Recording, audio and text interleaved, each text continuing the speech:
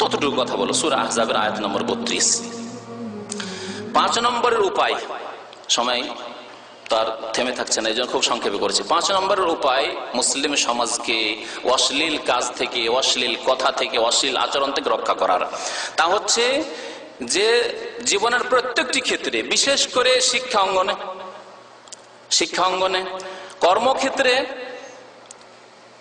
আরো বিভিন্ন যে ক্ষেত্র রয়েছে সেসব ক্ষেত্রে যুবক যুবতী, নারী পুরুষের যে অবাধ মেলামেশা আজকাল পৃথিবীতে, তা থেকে বেঁচে থাকতে হবে।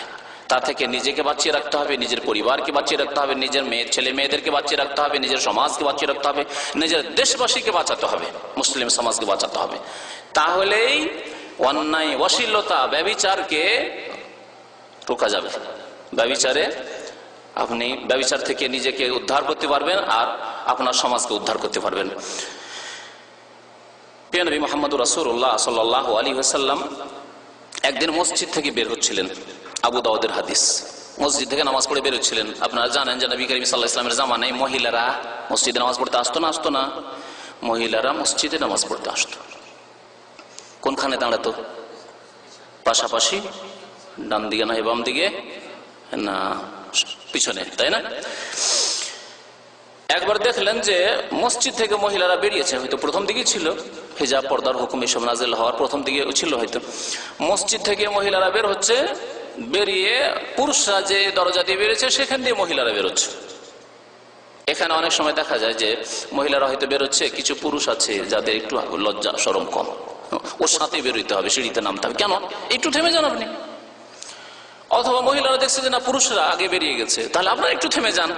আরে এক্ষুনি না, আমাকে 1 মিনিট 2 মিনিটের মধ্যে বেরোতে হবে, আর বেশি দেরি করা যাবে না, 5টা মিনিট দেরি করা যাবে না। অবশ্যই এটি হচ্ছে শরীয়তের তালিম, শরীয়তের শিক্ষা। নবী করিম সাল্লাল্লাহু আলাইহি ওয়াসাল্লাম ওয়া খারিজান মিনাল মসজিদ, মসজিদ থেকে বের হচ্ছিলেন, ফাখতালাতার রিজালু মান নিসা, মহিলাদের সাথে পুরুষরা একাকার হয়ে গেছে। পুরুষরাও বেরোচ্ছে দরজাতে, মহিলারাও বেরোচ্ছে, এরকম হয়ে গেছে ফিত তারিখ রাস্তায়। ফাকালা রাসূলুল্লাহ সাল্লাল্লাহু আলাইহি ওয়াসাল্লাম, নবী করিম সাল্লাল্লাহু আলাইহি ওয়াসাল্লাম বললেন, লিন-নিসা, মহিলাদেরকে সম্বোধন করে বিশেষ করে, ইস্তাখিরনা, তোমরা পিছনে সরে যাও, তোমরা পিছনে সরে যাও, রাস্তার সদর রাস্তা দিয়ে তোমরা চলবে না, তোমরা হয় থেমে যাও আর না হলে রাস্তার কিনারা কিনারা চলো। তোমরা ইস্তাখিরনা, তোমরা পিছনে সরে যাও বা রাস্তার এক কিনারায় হয়ে যাও। ফাইন্নাহু লাইসা লাকুন্না আন তাহকুকনাত তারিক, তোমাদের জন্য জায়েজ নয় যে তোমরা সদর রাস্তা দিয়ে চলবে। সদর রাস্তা তো বুঝছেন না, মধ্য রাস্তা দিয়ে, ডানে বামেও চলা যায়, আর মধ্য রাস্তা দিয়ে চলবে, এটি তোমাদের কাজ নয়, তোমাদের জন্য জায়েজ নয়। আলাইকুন্না বিহাফাতিত তারিক, তোমরা অবশ্যই চলবে রাস্তার কিনারা দিয়ে। হাফা, রাস্তার কিনারা দিয়ে, রাস্তার কিনারা কিনারা তোমরা চলবে। ফাকানাতিল মারআতু তালতাসিকু বিল জিদার, দেখেন নবী করিম সাল্লাল্লাহু আলাইহি ওয়াসাল্লামের একটি ফরমান, শুধু একটি আদেশ। সাহাবিয়াত মহিলারা মাসলা জানতেন না যে এইরকম করে আমরা সদর রাস্তা দিয়ে বেরিয়ে যেতে পারবো না, প্রথম জানছেন, শুনছেন নবী করিম সাল্লাল্লাহু আলাইহি ওয়াসাল্লাম থেকে। সাথে সাথেই মহিলারা এত রাস্তার কিনারায় হয়ে যাচ্ছেন যে রাস্তার কিনারায় কঞ্চির বেড়াটা, আমাদের দেশে দেখেছেন তো গ্রাম অঞ্চলে কঞ্চির বেড়া থাকে, কাঁটার বেড়া দেওয়া থাকে, অনেক সময় তো কাঁটা রাখা আছে হয়তো, বা কাঁটার বেড়া দেওয়া আছে। ফাকানাতিল মারআতু তালতাসিকু বিল জিদার, মহিলারা রাস্তার কিনারা দিয়ে চলতে গিয়ে এত বেশি কিনারা ধরেছে যে তাদের কাপড়গুলি দেওয়ালে বা কাঁটার বেড়াতে লেগে যাচ্ছে, এই অবস্থা। হাত্তা ইন্না সাওবাহা লা ইয়াতাআল্লাকু বিল জিদার মিন লুসুকিহা বিহি, এমনকি কাপড় অনেক সময় বেঁধে যাচ্ছে কাঁটায় বা বেড়ায়। খেজুরের বেড়া ছিল সেই যুগে বেশি, কেন খেজুরের ডাল খুব বেশি মদিনায়, তো খেজুরের কাঁটায় বা খেজুরের পাতায় মহিলাদের কাপড় লেগে যাচ্ছে, এত কিনারা দিয়ে তারা চলছেন। এইভাবে সাহাবিয়াত মহিলারা নবী করিম সাল্লাল্লাহু আলাইহি ওয়াসাল্লামের এই ফরমানের বাস্তবায়ন করতে লাগলেন। আজকাল রাস্তাঘাটে চলতে গিয়ে যদি দিনদার পুরুষ হন আপনি, তো আপনাকে পর্দা করতে হচ্ছে, রাস্তা ছেড়ে পালাইতে হচ্ছে, দিশে পাবেন না যে কোন দিকে পালাবো। বাপরে, সামনে দিয়ে একবারে সদর রাস্তা দিয়ে চলে আসছে বুক ফুলিয়ে মহিলারা, তো যাবো কোন দিকে? হয় এদিকে পালান, না হয় ওইদিকে পালান, না হলে আপনি বসে যান। আমাদের এক শেখ এখানে বলছিলেন যে কিছুদিন আগে, বেশি দিন না, শেখুল ইসলাম মোহাম্মদ আব্দুল্লাহ রহমতুল্লাহ আলের দাওয়াতের বরকত, এই কুসংস্কারের পরে এই আরব জগতে এই দাওয়াতের বরকত, নবী সাল্লাল্লাহু আলাইহি ওয়াসাল্লামের জামানার বরকত, সাহাবায়ে কেরাম, তাবেঈন, তাবা তাবেঈন যুগের তো বরকত ছিল। তারপরে কুসংস্কার, ইকানু, শিরক, বিদআত আর বেহায়াই, বেপরদাই খুব চলে এসেছিল। তারপরে এই যে দাওয়াতের কাজ এই সৌদি আরবে যখন হতে লাগলো, তো মহিলারা আজকে থেকে 30-40 বছর আগের কথা বলছিলেন তিনি, যে মহিলারা যখন দেখতেন বৃদ্ধা মহিলা 60 বছর, 70 বছর, 80 বছর বয়স, যখন দেখতেন কোনো পুরুষ লোক আসছে তখন চট করে বসে যেতেন রাস্তায়। বোরকা পরে আছেন, তারপর চট করে বসে যেতেন, যাতে করে দেখতে না যাবে কেমন করে চলছে, আরে মহিলা চলছে। এখানকার ঘটনা, বসে যেতেন তারা। বাজার করা তো দূরের কথা, রাস্তাঘাটে চলা, সদর রাস্তা দিয়ে চলা তো দূরের কথা, আর গিয়ে দোকানদারের সাথে কথা বলা তো দূরের কথা, ওইসব দূরে রাখেন। কোন পুরুষ লোক সামনে আসছে দেখেই চট করে বসে যেতেন, যেমন পেশাব পায়খানা করতে বসে যায়, চট করে পর্দার সাথে কালো বোরকাতে তাতে নিয়ে বসে গেল। যখন পুরুষ লোকরা চলে গেল অনেক দূরে, তখন উঠে হাঁটা শুরু করেছে। জি, এই ছিল ইসলাম, এই ছিল তাকওয়া, এই ছিল পরেজগার, এই ছিল হিজাব, পর্দা। নবী করিম সাল্লাল্লাহু আলাইহি ওয়াসাল্লাম নামাজের ক্ষেত্রে, ইবাদতের ক্ষেত্রে, মানুষ যখন ইবাদত বন্দী করার জন্য মসজিদে যায় তখন শয়তান অনেক দূরে থাকে, অন্তর থেকে থাকে না, শয়তান অনেক দূরে থাকে, সুযোগ পায় না হয়তো। তারপরেও নবী করিম সাল্লাল্লাহু আলাইহি ওয়াসাল্লাম এইখানেও নারী এবং পুরুষকে একসাথে হওয়া, বরং কাছাকাছি হওয়াকে জঘন্য বলেছেন। একসাথে হওয়া তো হারাম, এমনকি কাছাকাছি হওয়াকে জঘন্য বলেছেন। দূরে থাকবে মহিলারা, পুরুষদের থেকে কি থাকবে, দূরে থাকবে। নবী করিম সাল্লাল্লাহু আলাইহি ওয়াসাল্লামের হাদিস শুনেছেন, কিন্তু এই ক্ষেত্রে শুনেন যে অবাধ মেলামেশা যে হারাম শরীয়তে, শিক্ষা অঙ্গনে প্রাইমারি থেকে অবাধ মেলামেশা, এখান থেকে ট্রেনিং হয়ে গেল যে ছেলে মেয়ে আমরা একসাথে পড়ি। তারপরে গিয়ে মাধ্যমিক পর্যন্ত তাও হইল, তারপরে কলেজে গিয়ে আরে এখানে আবার চোখে চোখ মিলিয়ে কথা বলবে, আবার এইভাবে কথা বলার কি আছে, ওটা তো প্রাইমারিতে নয় হয়তো একটু, কিন্তু এখন তো চোখে চোখ মিলিয়ে কথা বলতে হবে আবার একেবারে, হ্যাঁ, চেহারার দিকে চেহারা মিলিয়ে কথা বলতে হবে, দেখে কথা বলতে হবে। তারপরে যদি ডাক্তারি আর ইঞ্জিনিয়ারিং পড়ে তাহলে তো আর বলার কিছু নেই। তাহলে আজকালকার ফাসেক নারী পুরুষরা কি বলে, আসল পর্দা হচ্ছে অন্তরের পর্দা, কাপড়ের পর্দা আবার কি, আসল পর্দা হচ্ছে অন্তরের পর্দা। অন্তরের পর্দা কি টিকে থাকবে? শয়তান লেগে আছে।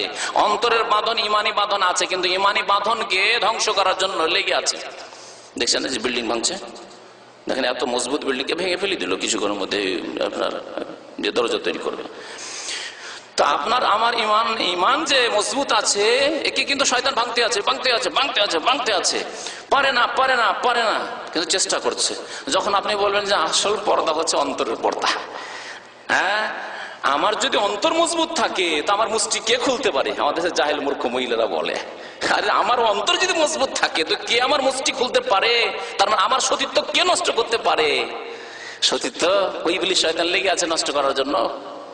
আমার ছেলে যদি মজবুত হয়, আমি ভালো করে লালন পালন করেছি, আমার ছেলেকে কে বিভ্রান্ত করতে পারে? কোন যুবক পারে? কেউ পারে না, হতেই পারে না।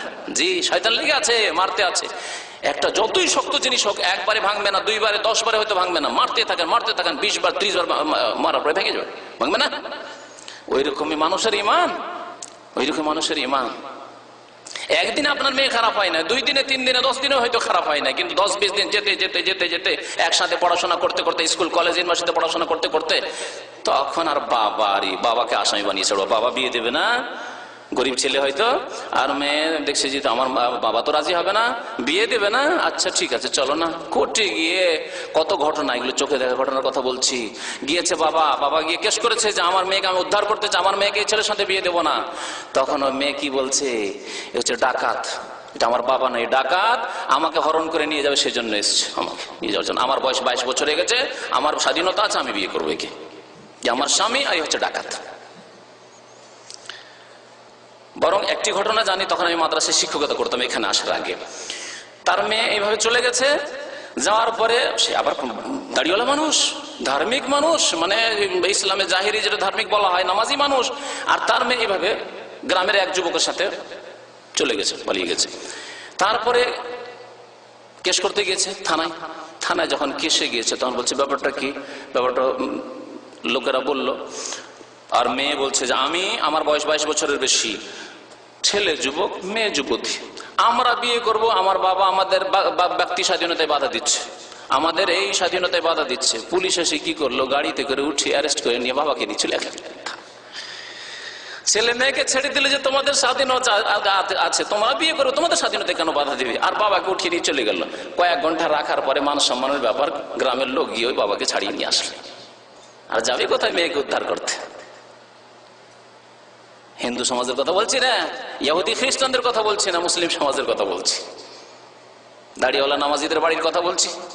জি, কারণ আগেই আপনি ভুল করেছেন। শয়তান আঘাত করে করে করে ইমানকে ধ্বংস করে দিয়েছে। আপনার ইমান আর অন্তরে আপনার মেয়ের নেই, আপনার ছেলের অন্তরে ইমান নেই। এখন আপনি রক্ষা করবেন কি করে? এখন রক্ষা করার জন্য যাচ্ছেন আমি মেয়েকে রক্ষা করব, মেয়েকে যেতে দেবো না, এইভাবে আমরা ভালো করে অনুষ্ঠান করে বিয়ে শাদী দেবো, হবে না।